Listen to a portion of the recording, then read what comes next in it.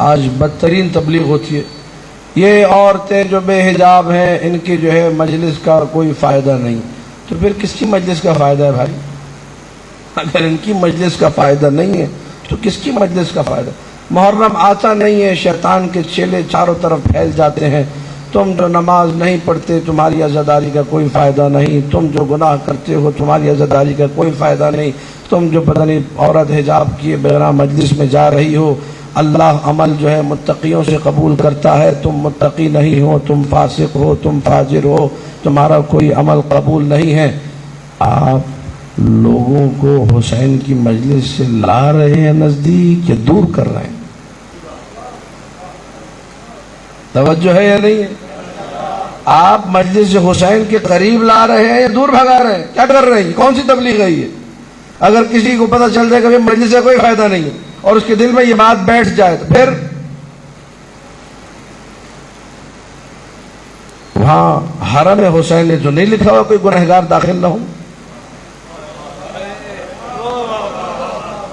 آپ کی مجلس زیادہ قیمتی ہو گئی، کوئی فائدہ نہیں ہے مجلس کا. کیوں فائدہ نہیں ہے؟ میسج میں نے دیکھا اور میری آنکھیں پھٹی کی پھٹی رہ گئی. میں نے کہا یہ کون لوگ ہیں بار اللہ، یہ کون سی تبلیغ ہے؟ اور بھی ایک مولوی صاحب، خدا ان کو ہدایت دے، حق صاحب العصر والزمان. دلیل دیکھیے آپ، گمراہ کرنے کا طریقہ دیکھیے آپ. لوگ جو سادہ لوگ، ہم میں بھی لوگ ہوتے ہیں، کہتے ہیں ہاں بڑا اچھا میسج، بات تو بالکل صحیح کی. واٹس ایپ دیکھے جا رہے ہیں اور شیطانی وسوسے پنپتے جا رہے ہیں. بات بالکل صحیح ہے. اور پھر میں نے تمہیداً کا عرض کر چکا، خدا را ایسے میسیجز کو فارورڈ کرنا گناہ عظیم ہے. بے پردہ خواتین کی میں نے میسیج جو پڑھا میں آپ کو وہ بتا رہا ہوں.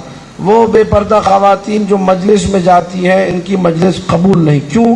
کیونکہ بے پردہ عورت فاسق ہے، غیر متقی ہے، اور عمل صرف متقی کا قبول ہوتا ہے. قرآن کی آیت حوالے کے ساتھ لگی ہوئی تھی، انما یتقبل اللہ من دو دونی چار. اچھا کوئی فائدہ نہیں ہے.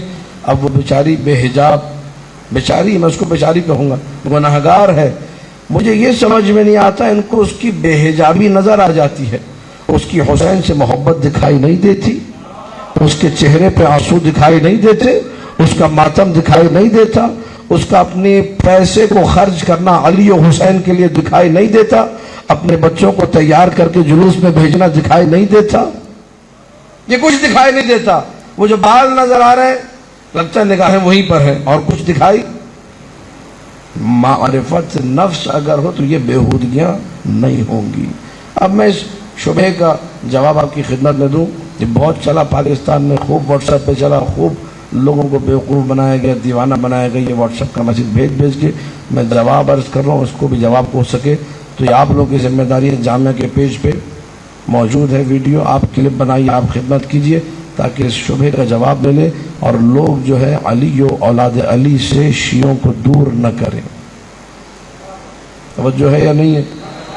اگر توجہ ہے اور توجہ کو برقرار رکھنا ہے تو ایک باواز بلند صلوات پڑھ دیجیے.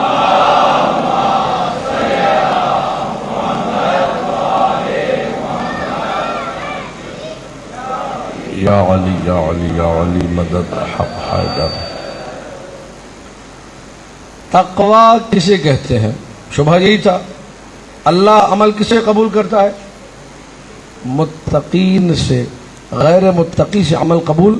یہ قرآن کی سیدھی سیدھی سی آیت ہے، اس میں کوئی دو رائے نہیں. آیت قرآن میں موجود ہے. شبہ یہ کہ جتنے لوگ ہیں سارے ہی غیر متقی ہیں، لہذا ان کی مجلس قبول. یہ میسج بنا کے چلا دیا گیا، کاش کہ میں نے نہ پڑھا ہوتا. ٹھیک، اب میں جواب عرض کروں گا اپنی طرف سے تو آپ کہیں گے بھئی آپ کی محنت ہے، آپ کو مبارک ہو. تو میں علماء کے اقوال، متکلمین کے اقوال، مفسرین کے اقوال، جو بڑے لوگ ہیں ان کی کتب کے حوالے دے کے بات کروں گا تاکہ اگر کسی کو اعتراض ہو تو وہ کتاب جا کر دیکھ لے. کتاب کا حوالہ کل بھی میں دے چکا، پرسوں بھی دے چکا، مسلسل اس کتاب کا حوالہ رہا ہے. سفینۃ البحار شیخ عباس قمی قبلہ فرماتے، اللہ مجلسی نے بھی اس کو لکھا ہے، بڑے بڑے علماء نے لکھا ہے. تقوی نکلا ہے وقین سے. طلبہ یہاں بیٹھے ہوئے، تقوی اصل میں کیا تھا؟ وقین. واقعی کہتے ہیں عربی میں بچانے کو. تقوی یعنی بچانا. کسی سے پوچھا تھا، عارف سے کہتے، پوچھا گیا کہ تقوی کسے کہتے؟ اس نے کہا جب بارش ہو رہی ہو، چاروں طرف کیچڑ ہو، گندگی ہو، تم وہاں سے کیسے گزرتے ہو؟ کہا اپنے کپڑوں کو سمیٹ کے، شلوار اوپر کر کے، پائنچے وغیرہ سمیٹ کے. اب اسی کو تقویٰ کہتے ہیں. بچ کر انسان نکل جائے. بچ کے نکلنے کو کیا کہتے ہیں؟ اب یہ بچنا 3 قسم کا ہے. تقویٰ کتنی قسموں کا ہے؟ 3 قسموں کا. پہلا تقویٰ وہ ہے جس سے آپ خلود سے بچتے ہیں. کس سے بچتے؟ خلود. ہم فیہا خالدون، وہ ہمیشہ جہنم میں رہیں گے. وہ ہمیشہ، اس ہمیشہ جہنم میں رہنے سے جو چیز بچاتی ہے وہ ہے عقیدہ. علی کا محب جتنا بڑا گناہگار کیوں نہ ہو، روایت شرح اصول کافی ملا صالح مازندرانی میں ہے، مولا فرماتے ہیں اگر میرا محب کتنا بڑا گناہگار کیوں نہ ہو، 300 سال بھی جہنم میں جلے، آخر میں علی اسے نکال لوں گا. ہمیشہ کے لیے جہنم میں نہیں رہے گا علی والا. توجہ ہے یا نہیں ہے؟ لیکن میں آج جملہ کہہ دوں جو ہمارے محترم کہتے رہتے ہیں بار بار کہ علی والا ایسی حرکتیں کرے کیوں بھائی؟ جب اس کے پاس عشق علی ابن ابی طالب ہے، محبت سے علی ہے، تو وہ کیوں اتنا پس بنے کہ 100 200 سال 300 سال جل رہا ہے؟ کہ بہرحال یہ آپ کا عقیدہ ہے علم کلام کی روشنی میں. خلود سے بچنا ہے. کس سے بچنا ہے؟ خلود کیا ہے؟ ہمیشہ جہنم میں رہنا. کہیے اشہد ان لا الہ الا اللہ واشہد ان محمد رسول اللہ واشہد ان علی. یہ عقیدہ یہ آپ کو خلود سے بچاتا ہے، ہمیشگی جہنم سے. یہ عقیدہ رکھنے والا کبھی فار ایور جہنم میں نہیں جا سکتا. تو آپ نے جب یہ عقیدہ رکھا اور اس عقیدے کو خالص کیا، یہ نہیں کہ ادھر بھی محبت چل رہی ہے ادھر بھی محبت چل رہی ہے. علی سے محبت، علی کے دشمن پہ کروڑ واری لعنت جو آپ لوگ کہتے ہیں، 1 کروڑ مرتبہ لعنت، اس سے بھی زیادہ لعنت. جتنی بھیجے کم ہے، جتنے مٹی کے ذرات اس سے بھی زیادہ لعنت. ٹھیک ہے یا نہیں؟ اب یہ عقیدہ خالص ہو گیا، ہم صرف علی والے ہیں. علی کے دشمن سے ہمارا کوئی تعلق، ہم صرف علی اور نبی بھائی بھائی کا نعرہ لگاتے ہیں. اس کے علاوہ کسی اور کو علی کا بھائی. توجہ ہے، عقیدے خالص کرنا شروع کر دیے. یہ جو عقیدہ خالص ہوا کیا؟ اس ہمیشگی جہنم سے بچ گئے. تو متقی ہوئے یا نہیں ہوئے؟ یہ پہلے درجے کا تقویٰ ہے. دوسرے درجے کا تقویٰ کیا ہے؟ انسان اپنے اعمال کو اچھا کرے. انسان کوئی کام ایسا نہ کرے جو جہنم میں جانے کا باعث بنے. کوئی کام ایسا نہ کرے آگ میں جلے. قوا انفسکم، اپنے آپ کو بھی بچاؤ، واہلیکم، اپنے گھر والوں کو جہنم کی. یہ تقویٰ کا دوسرا مرحلہ ہے. جب اپنے آپ کو جہنم میں ہمیشہ رہنے سے بچا لیا، اب داخل ہونے سے بھی بچا لو کہ جہنم میں گھسنا ہی نہ پڑے. اپنے عمل کو اتنا اچھا کر لو، اپنے عمل کو اتنا پاکیزہ کر لو. تیسرا اور آخری درجہ تقویٰ کا یہ اولیاء اللہ کے لیے ہر بندے کے نصیب میں نہیں ہوتا کہ انسان اپنے دل کو غیر خدا سے پاکیزہ کر لے. اللہ کے علاوہ اس دل میں کچھ.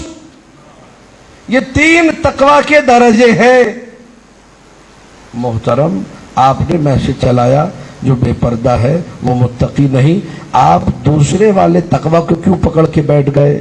اس نے علی کی ولایت کا اقرار کیا، اس نے دشمن علی پہ لعنت بھیجی، اس نے بتوں پہ لعنت بھیجی، اس نے جھوٹے نبیوں پہ لعنت بھیجی، اس نے خدا کی توحید کا اقرار کیا، اس نے نبی کی رسالت کا اقرار کیا، اس نے علی کی ولایت کا اقرار کیا، اس نے اپنا عقیدہ ٹھیک کیا، اس نے مجلس کے لیے ساری زندگی لگائی. آپ کو پہلے درجے کا تقویٰ نظر نہیں آیا، دوسرے درجے پہ چھلانگ آگے چلے گئے. توجہ ہے یا نہیں ہے؟ یہ ایسا کیوں کیا؟ انما یتقبل اللہ من المتقین میں یہ کہاں لکھا ہے کہ صرف دوسرا تقویٰ ہے باقی کوئی تقویٰ نہیں؟ تقویٰ تو پھر تیسرا بھی ہے. کل کو کوئی میسج چلا دے گا، آپ سارے عمل ٹھیک کر لیجئے، جملہ آپ کی سماعتوں کی نظر کرتا ہوں، سارے عمل ٹھیک کر لیجئے، 5 وقت کے نمازی بن جائیے، روزے دار بن جائیے، عورتوں کو حجاب کرا دیجئے، میں میسج چلا دوں گا.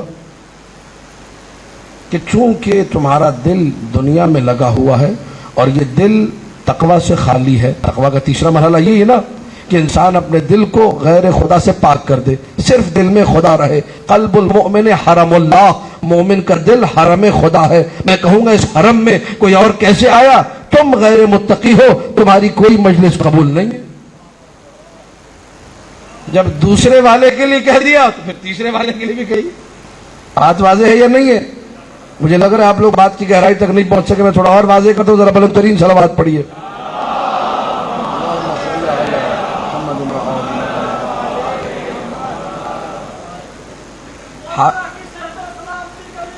مولانا اللہم صلی علی محمد وآلہ.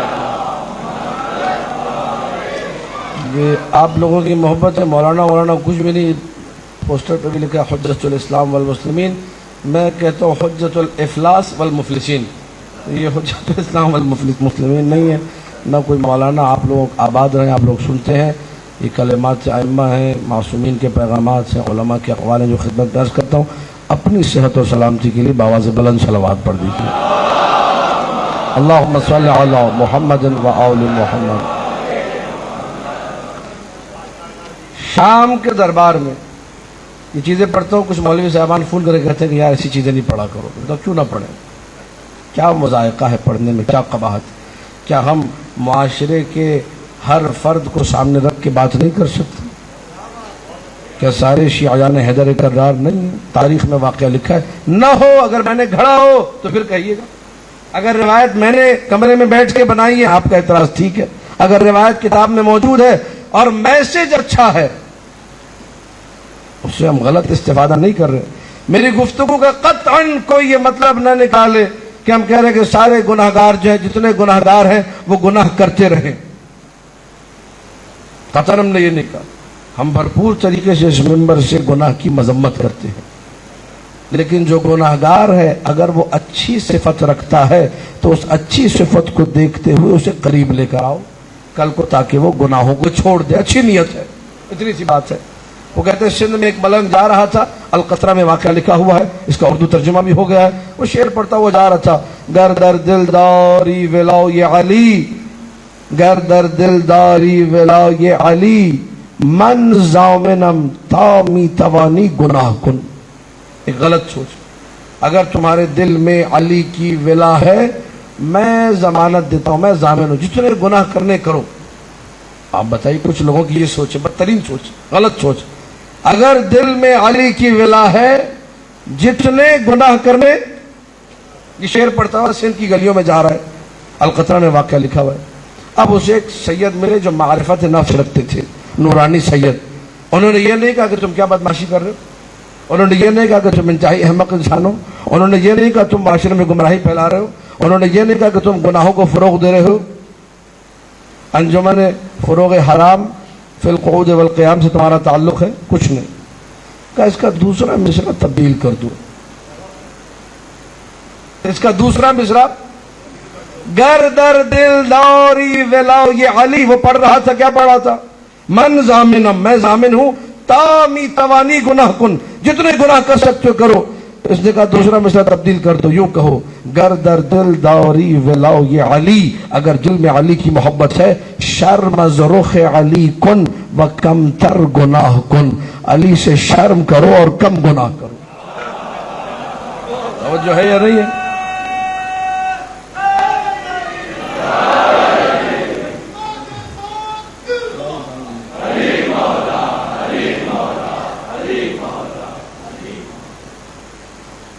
پیغام پہنچ رہا ہے؟ کوئی پریشانی تو نہیں ہو رہی؟ ابھی اس تمہید کے بعد یہ روایت سنا دو, ذرا سخت روایت ہے, بہت سارے قلوب پر شاید گراں بھی گزرے, لیکن میں جو ہدف ہے, جو نیت ہے, میں نے اپنی بتا دی. ہر شیعہ علی ہمیں عزیز ہے, علی والا ہے ہمیں عزیز ہے, علی والے ہمارے بھائی ہیں. ہمارے یہاں ایک مشکل یہ ہے کہ ہم دوسروں کو اپنا بھائی کہہ رہے ہیں, دوسروں کو اپنی جان کہہ رہے ہیں, اپنوں کو بھگا رہے ہیں. یہ بھی ایک بڑی مصیبت ہے. اللہم لا تجعل مصیبتنا فی دیننا. بہرحال ہماری مصیبت کو ہمارے دین میں قرار. یہ دینی مصیبت ہے کہ جو علی کو نہیں مانتا, جو علی کی خلافت بلا فصل کا قائل نہیں ہے, جو علی کو کچھ بھی نہیں سمجھتا اسے تم بھائی بھی کہتے ہو، جان بھی کہتے ہو، اور جو علی کو خلیفہ بلا فاصل مان رہا ہے اس کو دور بھگا رہے ہو۔ اور جو ہے یا نہیں ہے؟ طاغوت کے دربار میں، علی کے دشمن کے دربار میں ایک گانا گانے والی، حرام کام ہے، گانا گانا حرام ہے بلا کسی تأمل کے، گانا گانے والی جو نوکری پیشہ خاتون، اس کو ایک دن حاکم نے بلایا، کہا کہ آج مجھے خبر دی گئی ہے کہ کوفے میں علی کو قتل کر دیا گیا، کوئی اچھا سا گانا سناؤ، کوئی اچھا سا رقص دکھاؤ۔ یہ عورت ہے وہاں ہے، حرام کام میں مبتلا ہے، حرام ہے، نو ڈاؤٹ، کوئی شک و شبہ نہیں ہے۔ رونے لگی، کہنے لگی ہائے میرے مولا کو قتل کر دیا گیا، حرام کام کر رہی تھی، وہاں دربار کی وہاں نوکری کر رہی تھی، اس مجبوری کی تحت نہیں معلوم۔ اس نے کہا آج نہ میں گانا گاؤں گی نہ میں رقص دکھاؤں گی، آج صرف علی کا مرثیہ ہوگا۔ فی البدی حاکم کے دربار میں اس نے علی کی شان میں قصیدہ بھی پڑھا، مرثیہ پڑھا، زار و قطار رو رہی تھی۔ اس نے کہا میں تجھے زندہ نہیں چھوڑوں گا، کہا مجھے کوئی پرواہ نہیں۔ کئی گرز اس عورت کے سر پہ مارے، یہ وہی دربار میں شہید ہو گئی۔ علماء نے لکھا شہید راہ محبت علی۔ اس کے اس عمل کو اگر کوئی نہ دیکھے کہ اس نے اتنی بڑی قربانی دی ہے،